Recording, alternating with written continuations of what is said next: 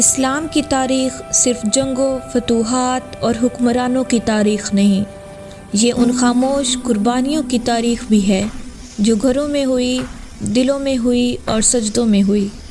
یہ تاریخ ان عورتوں کی بھی ہے جن کے بغیر اسلام کی بنیادیں مکمل نہیں ہوتی۔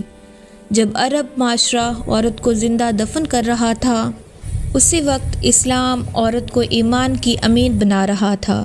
اسلام سے پہلے عورت کو وراثت میں حق نہیں تھا، رائے دینے کا اختیار نہیں تھا، اور عزت ایک خواب تھی۔ قرآن نے اس تاریکی میں اعلان کیا اور ہم نے انسان کو عزت دی۔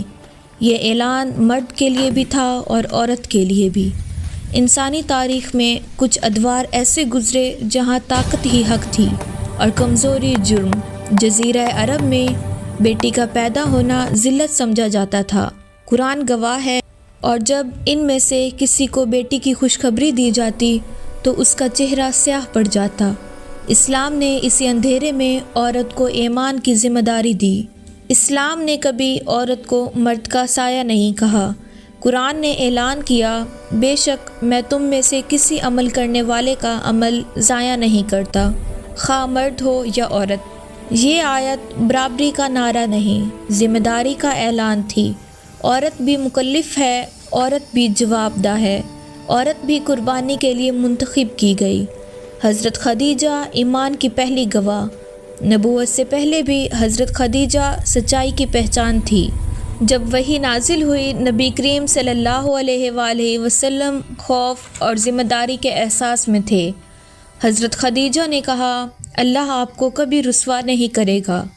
آپ صلہ رحمی کرتے ہیں، سچ بولتے ہیں، امانت ادا کرتے ہیں۔ یہ جملے اسلام کی پہلی گواہی تھے۔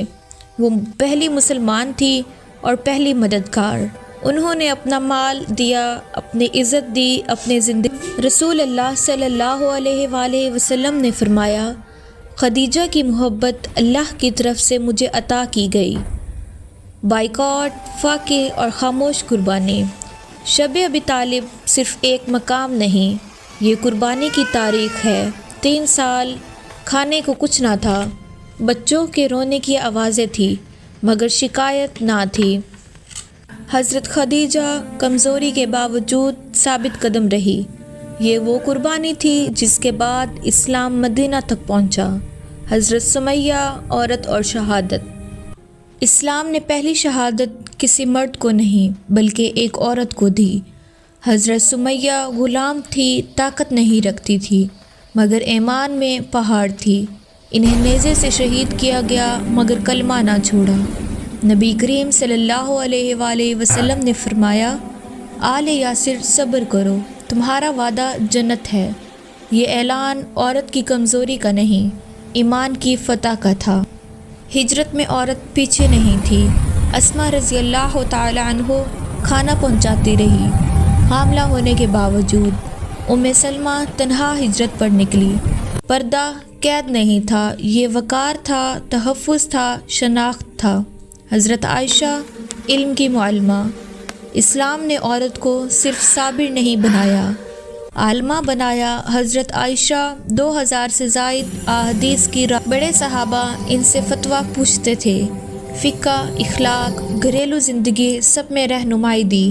نبی کریم صلی اللہ علیہ وآلہ وسلم نے فرمایا، عائشہ کی فضیلت دوسری عورتوں پر ایسے ہے سرید کی فضیلت تمام خانوں پر۔ فاطمہ رضی اللہ تعالی صبر اور وقار۔ حضرت ایمن ہجرت کی ساتھی۔ حضرت عمارہ عہد میں ڈھال۔ حضرت رفیدہ پہلی مسلم نرس۔ یہ سب اسلام کی زندہ تاریخ ہے۔ اسلام نے عورت کو ایمان دیا، مقصد دیا، زندگی دی، تاریخ دی۔ اگر آج کوئی پوچھے اسلام میں عورت کیا ہے تو جواب ہے، وہ حضرت خدیجہ رضی اللہ تعالی ہے، وہ حضرت سمیہ ہے، وہ حضرت عائشہ ہے، اور وہ امت کی بنیاد ہے۔